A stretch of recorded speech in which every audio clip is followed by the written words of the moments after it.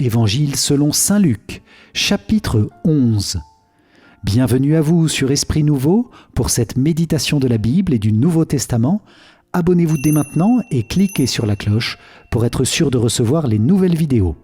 Je vous souhaite une très bonne écoute de l'Évangile selon saint Luc, chapitre 11, où Jésus enseigne à ses disciples à prier, à écouter la parole. Il y a une césure qui s'opère clairement dans ce chapitre entre ceux qui sont disciples et ceux qui refusent de l'être, représentés par les scribes et les pharisiens. Au nom du Père et du Fils et du Saint-Esprit. Amen. Évangile selon saint Luc, chapitre 11. Il arriva que Jésus, en un certain lieu, était en prière. Quand il eut terminé, un de ses disciples lui demanda « Seigneur, apprends-nous à prier, comme Jean le Baptiste lui aussi l'a appris à ses disciples. » Il leur répondit « Quand vous priez, dites « Père, que ton nom soit sanctifié, que ton règne vienne. Donne-nous le pain dont nous avons besoin pour chaque jour. Pardonne-nous nos péchés, car nous-mêmes, nous pardonnons aussi à tous ceux qui ont des torts envers nous. Et ne nous laisse pas entrer en tentation. » Jésus leur dit encore, « Imaginez que l'un de vous est un ami et aille le trouver au milieu de la nuit pour lui demander « Mon ami, prête-moi 3 pains, car un de mes amis est arrivé de voyage chez moi et je n'ai rien à lui offrir. » Et si, de l'intérieur, l'autre lui répond « Ne viens pas m'importuner, la porte est déjà fermée, mes enfants et moi, nous sommes couchés, je ne puis pas me lever pour te donner quelque chose. » Eh bien, je vous le dis, même s'il ne se lève pas pour donner par amitié, il se lèvera à cause du sans-gêne de cet ami, et il lui donnera tout ce qu'il lui faut. Moi, je vous dis, demandez, on vous donnera. Cherchez, vous trouverez. Frappez, on vous ouvrira. En effet, quiconque demande reçoit, qui cherche trouve, à qui frappe, on ouvrira. Quel père parmi vous, quand son fils lui demande un poisson, lui donnera un serpent au lieu du poisson, ou lui donnera un scorpion quand il demande un œuf?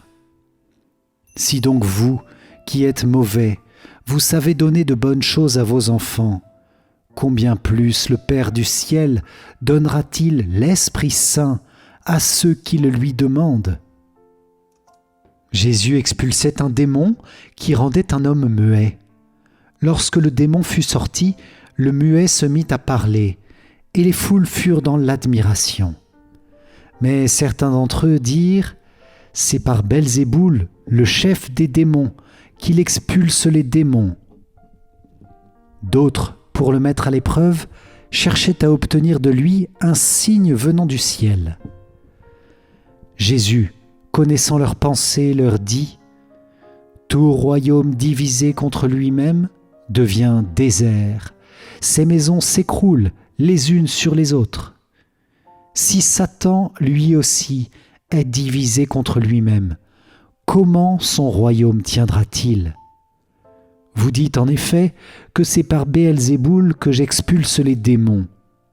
Mais si c'est par Béelzéboul que moi je les expulse, vos disciples, par qui les expulsent-ils? Dès lors, ils seront eux-mêmes vos juges. En revanche, si c'est par le doigt de Dieu que j'expulse les démons, c'est donc que le règne de Dieu est venu jusqu'à vous. Quand l'homme fort et bien armé garde son palais, tout ce qui lui appartient est en sécurité.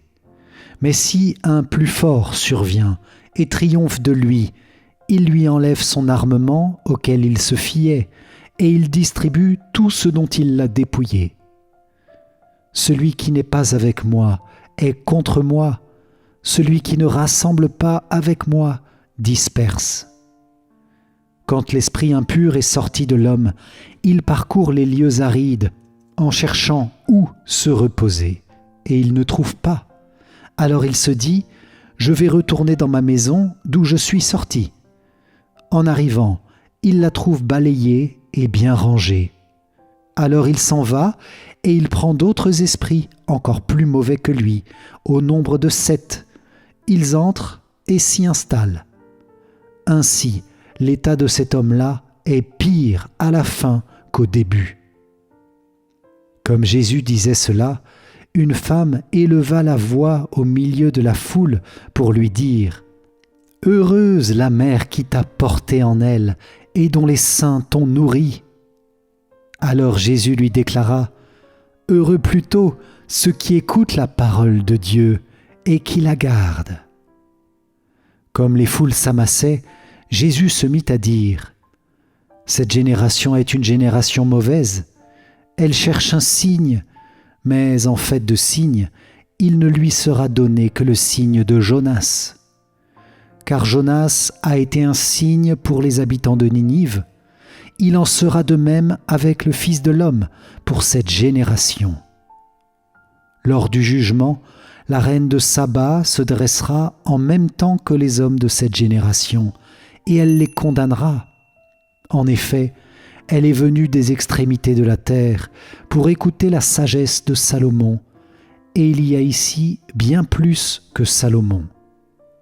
Lors du jugement, les habitants de Ninive se lèveront en même temps que cette génération, et ils la condamneront.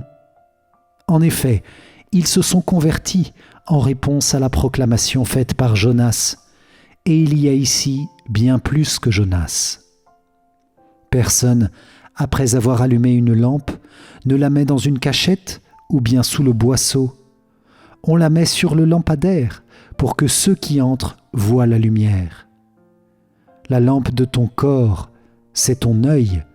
Quand ton œil est limpide, ton corps tout entier est aussi dans la lumière. Mais quand ton œil est mauvais, ton corps aussi est dans les ténèbres. Examine donc si la lumière qui est en toi n'est pas ténèbres. Si ton corps tout entier est dans la lumière, sans aucune part de ténèbres, alors il sera dans la lumière tout entier, comme lorsque la lampe t'illumine de son éclat. Pendant que Jésus parlait, un pharisien l'invita pour le repas de midi. Jésus entra chez lui et prit place. Le pharisien fut étonné en voyant qu'il n'avait pas fait d'abord les ablutions précédant le repas.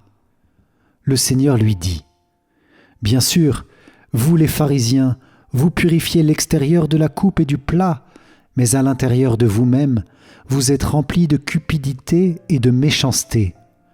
Insensé, celui qui a fait l'extérieur, n'a-t-il pas fait aussi l'intérieur ? Donnez plutôt en aumône ce que vous avez, et alors tout sera pur pour vous.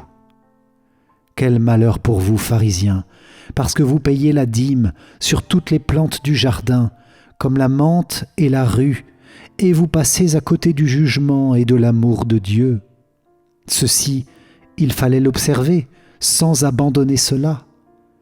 Quel malheur pour vous, pharisiens, parce que vous aimez le premier siège dans les synagogues et les salutations sur les places publiques. Quel malheur pour vous, parce que vous êtes comme ces tombeaux qu'on ne voit pas et sur lesquels on marche sans le savoir. Alors un docteur de la loi prit la parole et lui dit « Maître, en parlant ainsi, c'est nous aussi que tu insultes. » Jésus reprit « Vous aussi, les docteurs de la loi, malheureux êtes-vous, parce que vous chargez les gens de fardeaux impossibles à porter, et vous-même, vous ne touchez même pas ces fardeaux d'un seul doigt. Quel malheur pour vous, parce que vous bâtissez les tombeaux des prophètes, alors que vos pères les ont tués. Ainsi, vous témoignez que vous approuvez les actes de vos pères, puisque eux-mêmes ont tué les prophètes, et vous, vous bâtissez leurs tombeaux. C'est pourquoi la sagesse de Dieu elle-même a dit « Je leur enverrai des prophètes et des apôtres.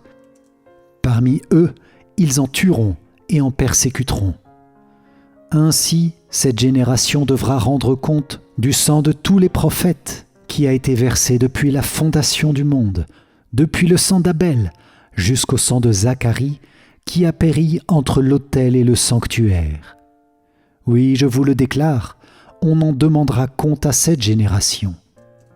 Quel malheur pour vous, docteurs de la loi, parce que vous avez enlevé la clé de la connaissance. Vous-même n'êtes pas entrés, et ceux qui voulaient entrer, vous les en avez empêchés.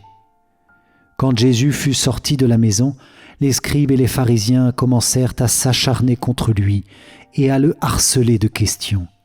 Ils lui tendaient des pièges pour traquer la moindre de ses paroles. Acclamons la parole de Dieu. Louange à toi, Seigneur Jésus. Si vous avez apprécié cette vidéo, likez et partagez à quelqu'un qui en a besoin. Pour vous remercier d'avoir participé, je vous invite à télécharger ma formation offerte pour mieux comprendre la Bible. Le lien s'affiche maintenant ou dans les commentaires.